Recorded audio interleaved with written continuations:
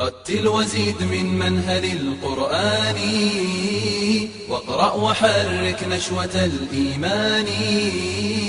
وعي القلوب بقول بارئها الذي يجلو القلوب برحمة الرحمن. رتل وزيد من منهل القرآن، واقرأ وحرك نشوة الإيمان، وعي القلوب بقول بارئها الذي يجلو القلوب برحمة الرحمن. واحفظ من القرآن في أجزائه، وابرز وكن من حامل القرآن. هم في الأناس مثالهم أترجة، فلنفسهم خير وللإخوان. وهم البدور إذا ادلهمت ظلمة، إشعاعهم متجدد اللمعان. ما خاب من كان الكتاب إمامه، نبراسه الهادي إلى الديان. سبحان منزله بليلة قدره،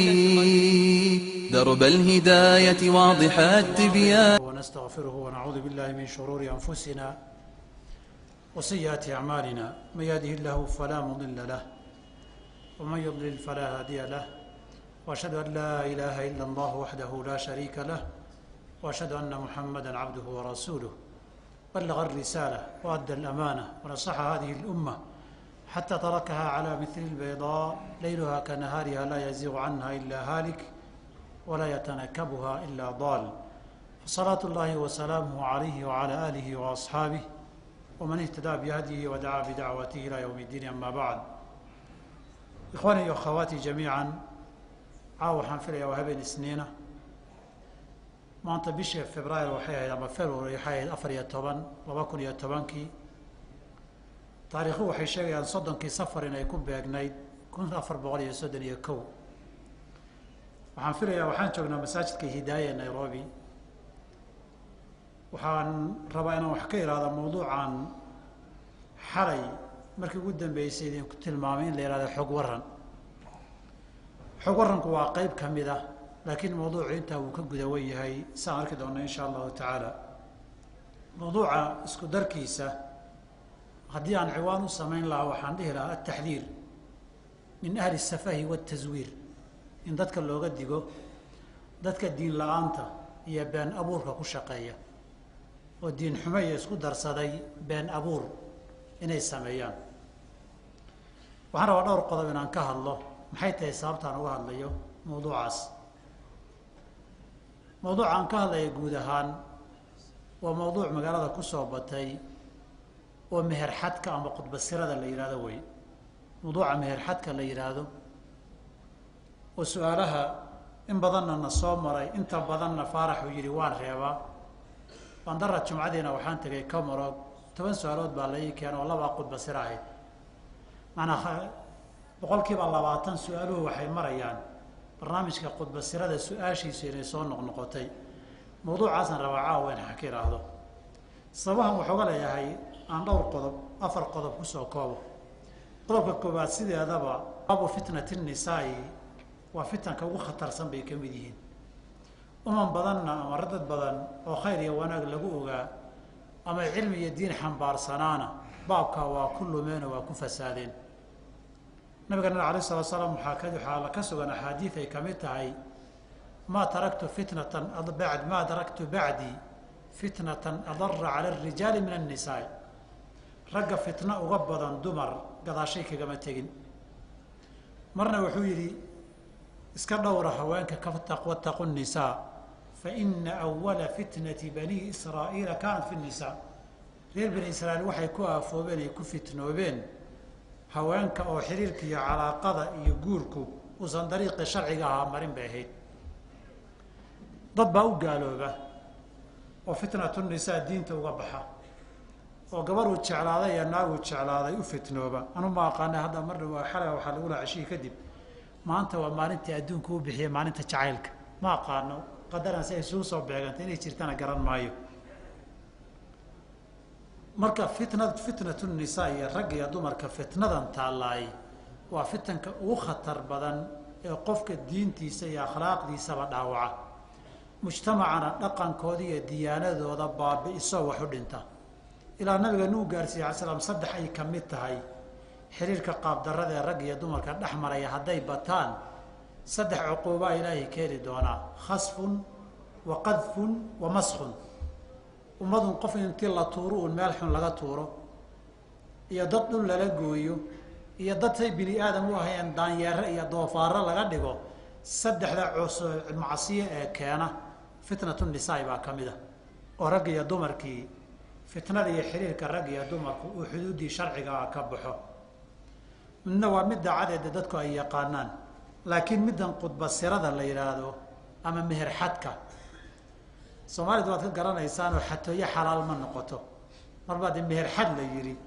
oo xatooye lagu magacaabay inaan xatooye xalaal ahayn waad ogtihiin horta mawduucaas waxaan oga hadlayaa taasi waa mid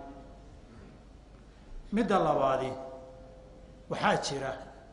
kooxo habaysan oo baanda ah oo isku xiran oo waxaa ka shaqeeya magac wadaadana wata oo jira darteed baan uga hadlayaa waxaa dhici karta mid inuu macallin dugsi yahay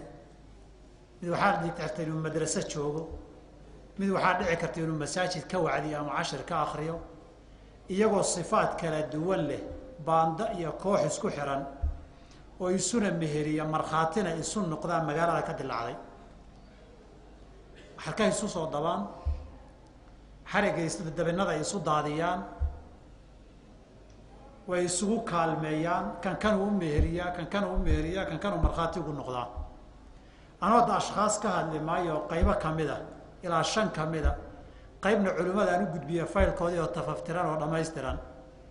qaybana waa ku daba jiraayoo markay soo dhammaystirmaan kale baan culimada u gudbin doonaa hadda ashkhaas ka hadli maayo laakiin waxaa leeyahay dadka reer hebel meel lama wada baryin warna iskuma seegana anugu waxaad fasirataan mas-uuliyaddeeda idinkaa iska leh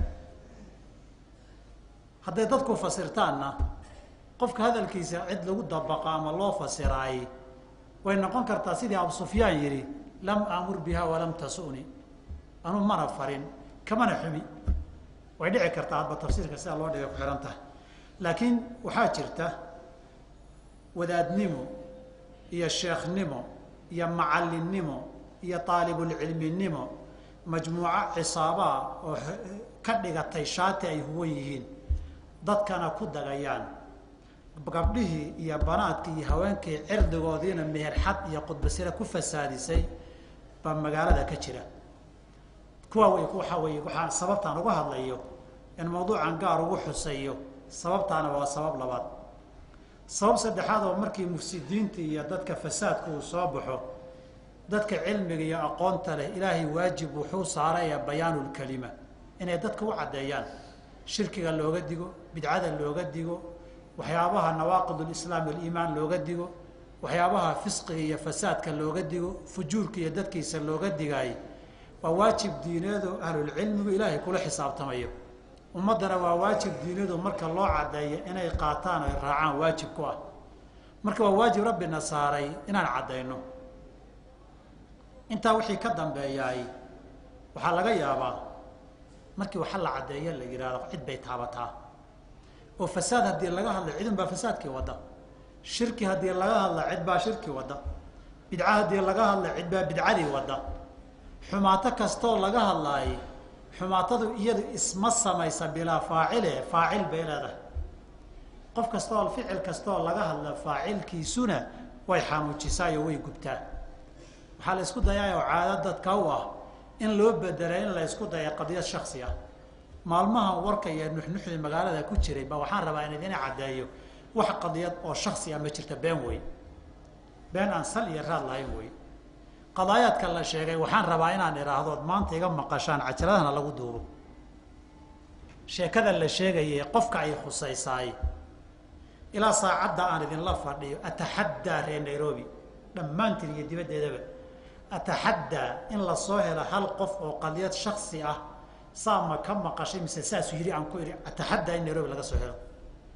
saasaa lagu yidhi iyo saasaa ku taabatay oo gaara intaa isku noqotaan israadisaan oo masaajid iyo banaan isugu tagtaan carha la soo helo hal qof ah oon qadiyad shaksi ah la igu yiri maxaad ka ogtahay weydiiyey ma jirto warka qadaayaadkan ku saabsanna sanad iyo badh baan madaxiisa hayaa baa ka soo wareegay muddo sanad iyo bar ah baa warkaasi igu socday laakiin wakti waliba markuu wax soo baxo qadiyad shaksi ah laga dhigaa diintanna haddii aan laga qabanin dadka mufsidiinta ah oo la yidhaahday hebel iyo hebel baa loo jeedaayey wax badan baa fasaadi tusaalayo baan idin siin xilli muddo laga joogo baa niman nabiga cerdigiisa jaayifeeyeen ibraahim dasuuqi uu ka mid ahaa muxaadarooyin baa laga duubay anaa ka mid ah dadkii ka hadlay halkan aan kaga hadlay masaajidka sigiiska xilligii maxaakimta waxaa la yidhi dad baa waxay yidhahdeen isku dayeen inay qadiyad shaksi ah ka dhigaan weligayaba ismaana arag markaasaa waxaa la yidhi dagaalka ree hebel iyo ree hebel udhaxeeya qayb kamida weeye maxaa la difaacayaa nin cirdiga iyo sharafta nabiga jaayifiyey sala allahu alayh ali wasalam laakiin xiisad qabiil baa dadka jiidaysa daba xiisadda qabiilku khatarteeda fiiri way socotay waxaa kamid ahaa niman anigu isugu xigno oo cabdillaahi buurana la yidhaahdo shiicoobay baan ka hadlay shiico noqday tol iyo qaraababa luglaawo iyo gaadiidba waa la is urursaday qaar baa intay gobollada uga soo safreen ba halkan iigu yimaadeen ninkaa daa oo faraha ka qaad waxaan ku ihi ninkaa dad baan isugu jeclayn laakiin diin baan ku kala tagnay fasaadkiibuuna wadaay oo dad buu baadiyeynaya oo tashayuc iyo raafido gelinaya kol la dayn maayaan ku ihi ilahay baan ugu dhawaan uun hadalka maalmaa lawadii waxaa loo bedelay qadiyad shaksi aho waxaa la yidhi reerka iyo qoyska sheekhnimadiisii bay isku haystaan sheekadaana isagaa sameeyey isagoo joogaa waxaan ku ihi ataxaddaakum fagaaro aynu wada fadhina ha yimaado markhaatiyadeeda anaa ku caddayn intuu yimid buu diiday in la wada fadhiisto waxaan fiiriye 2 jeer baan waddan uga safray oon waddanku jooga u tegay inaan hubsado waxaan ma yahay ninku mise maaha oo fadhiya dheer la galay laakiin waxaa la isku dayay markii fasaadka iyo dadka shaafadiya shiica la geeyay laga hadlo qadiyad shaksi iyo hebel iyo kan hal la daayiyo nuxnux iyo laab jacayl reer iyo qoys baa dadka geli halkan ramadaankii hadda ahaa nacal raagan la yidhaahdaan idin iri wuu ridoobay diintana uu ka baxay sunnadana waa inkiray isagoo ban qarsanayna oo banaanka la taagan odayaal baa orday oo reer hebel haddaan qadiyad reer hebel baan isaysannaay oo gogol baan dhiganaynaa bay yidhahdeen horaa waxaan idin idhi 1995kii baan mu'tamar London lagu qabtay ka qayb galay nin Soomaaliyeed oo Kristanaa laga hadlay oo isagoo idaacadaha ka yidhi haddaan Kristanka minority-ga Soomaaliyeedna nin baa xanaaqo yidhi ama doofaarada ha la wada sheego ama doofaarka iyagaa naloo daayo mana xiisadda qabiilka iyo xiisadda iyo mar walba shaksi in laga dhigo oo ninkii laftiisu fasaadka iyo sharka iyo macsiyada ku jiray iyo dalaalka baadida uu u bedelo shaksi baa la isu haystaay waa shay dabiici ah wey laakiin waxaa nacasnimo ah adigu fasaadka iyo munkarka inay reernimo kugu soo gasho xilnif reereed lagaaga faa'iidaysto ama nacasnimo ku qaadaa diin xumaa saa darteed waxaan rabaa inaan idin idhaahdo haba yaraatee wax qadiyad oo shaksi oo masaladan qayb ka ma jirta waa been wax qofa oo Nairobi joogo oo qadiyad shaksi arrintaa la xiriirta fadhi iyo sheeko iyo isweydiin aan isugu nimidna ma jiraan mas'aladu waxay tahay cirdigii iyo sharaftii gabdhihii muslimiinta baa lagu tumanayaa habeen iyo maalin saas darteed waxyaabaha qaarkii xad markuu gaaro carabta balaqad saylu zuba daadku haddii uu karkaarka jabiyo waxyaabahan laga aamusi karin baa jirta waa wax soo dhaafay afraad markay tahay shaksi ah iyo wiilal yar yar iyo dhabliya isla dhuuntay ay tahay dhib ma laha waa la qarin karaa laakiin markay group iyo baande iyo cisaaban noqotay oo maalin kasta iyo usbuuc kasta waxyaabo dhacaan qaab faahfaahintan idin sheegi doonaa arrin musiibo dhib badan weey saa darteed lihada wa hada baan mawduucan uga hadlayaa ma doonayo qof inaan magacaabo laakiin haddii uu qofku igu qasbo waan magacaabi doonaa dadka ay khusaysa hadday igu kallifaan waan magacaabi doonaa laakiin waxaan jeclahay faahfaahintu inna culimada aan u geeyo ku wareejiyo warbixinteeda oo dhammaystiran oo asaaniideedii iyo shuhuudeedii wadata inta kalena markay faylku dhammaystirmaan gudbin doonaa idinkana mid baan idinka codsan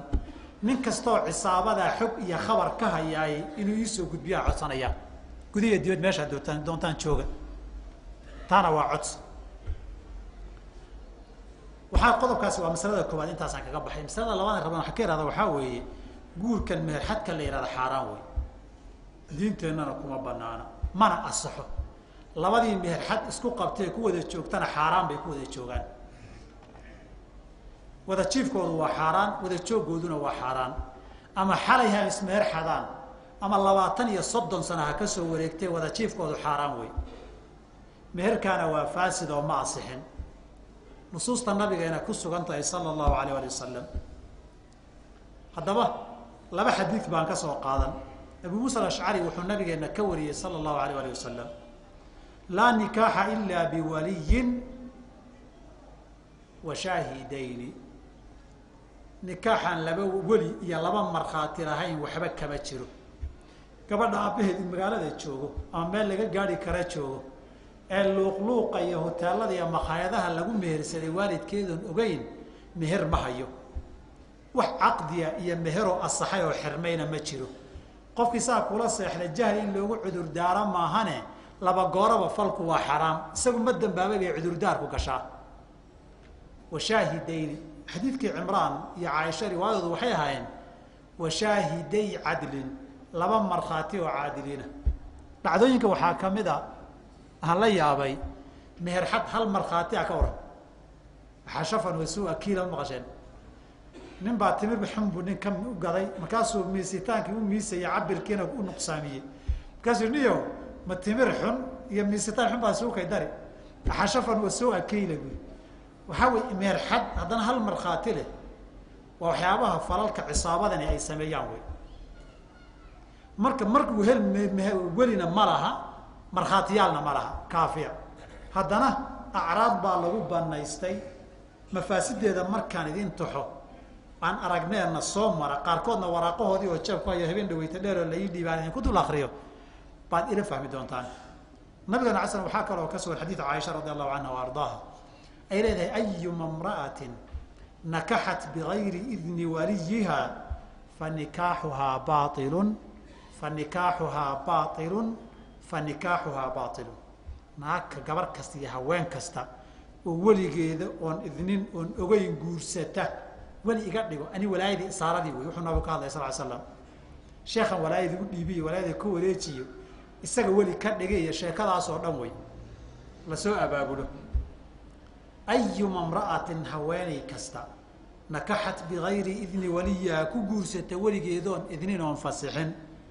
سدح جرب نبي كعلي وباطل وباطل وباطل وحبك متشرة وحبك متشرة وحبك متشرة وذات بأمرك أنتم ملا وحقول له لغو كلي وحبك متشرة دين تاني أما النبي محمد ريبا صح نقول صلى الله عليه وسلم مسننك وركي ساعة صح نقول دينها وحال قرأت هلك حاران يا باطل لا يسوق قرينا يوي مركي الله شيك شيكو قفكو هدو الدين أهان دين كالطهيبة إنو بصدميات نبي زوما دهن حديث النواس بن سمعان مسلم وريه البر حسن الخلق والإثم ما حاك في نفسك وكرهت أن يطلع الناس عليه دبي وحال لها وحي النفط هذا اللابط هذا والول ويسويدين بدك وبيرة اتكعب سطو اتكبق قيس أمان لقوه قادا ووضع وانا كبق يا والله دومريا marka waxaan ismi iyo dambi inay tahay kii sameeyay in lagu sheego ma ogola uu ka dagaalan maxaad uga dagaalan sababta inay dambi tahay haduusan ogeyn muubadaha way banaan tahay maxaa dhiba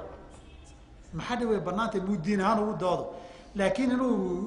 ka cararo oo dhunto oo hay sheegay yiraahdo haddana sameeyo diin waa banaan tahay yiraahdo xadiidkan adiiday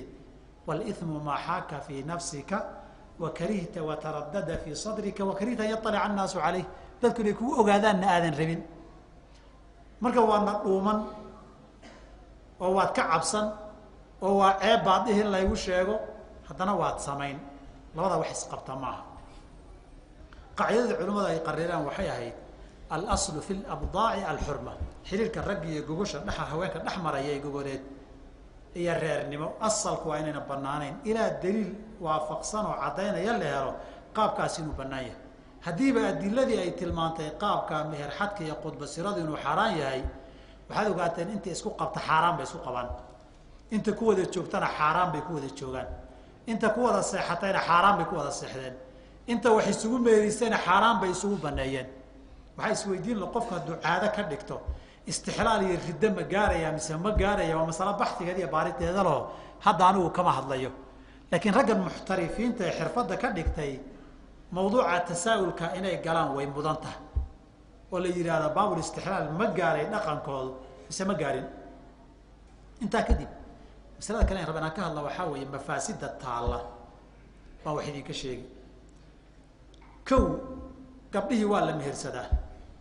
cidna mas-uuliyaddooda ma qaado guriga aabbeed iyo hooyadeed bay tagtaa duurka iyo luuqaa lagula leexdaa ninkan islaamtan wuu guursaday gabadhan wuxuu ka cararayaa meherxadka wuxuu rabo nafaqadeedii iyo biilkeedii iyo mas-uuliyaadkeedii inuu qaado ka cararayaa inta badan marka waa guur mutca ah oon mas-uuliyad lahayn wey haddaba gabadhii berri way uuraysan waxbaa kusoo bixi waa wax kaloon soo wada wey laakiin sideedaba ninkan wax meherxadaya inuu mas-uuliyad qaaduu badanaa ka cararayaa gabadhii inuu ku istimtaaco oo cirdigeedii iyo firaashkeedii banaysto oo qiil u baxsado mas-uuliyaadkeedii iyo xuquuqdeediina waxba aanu xambaarin buu doonayaa ayib gabadhii haddii la guursaday mas-uuliyaddeedana aan la xambaarin mas-uuliyaddeedii maxay ku dayacan tahay iyo xuquuqdeedii qudbasiriya meherxad baa dayacay arrinta labaad ee taagan waxaa weeye gabdhihii cirdigoodii wada muttaham buu noqday gabadhii gurigooday joogtaa reerkoodana way la joogtaa ama gurigeedii bay joogtaa goor la guursaday lama yaqaan nin baa meel la sii gelayay baa la dhihi war maxay ahayd war hayb lama maqasho way xumaatay naag xun bay noqoto luuqyaday gasha cirdigeeda maxaa fasaadiyey qudbasira ayaa ceebaysay maalinkii daba gabadhii oo wallaco uur la arki reerkii aabbaheed iyo hooyadeed dagaal sheegna yaa waxaan kugu sameeyey jijiitan reer dhan oo gabadhii u joogtay uu ku baraarugay iyadoo uur leh khilaaf baa halkii yaalla kala aaminbax baa yaalla gabadhii cirdigeedu iyo luuqyada la tuhmaa taalla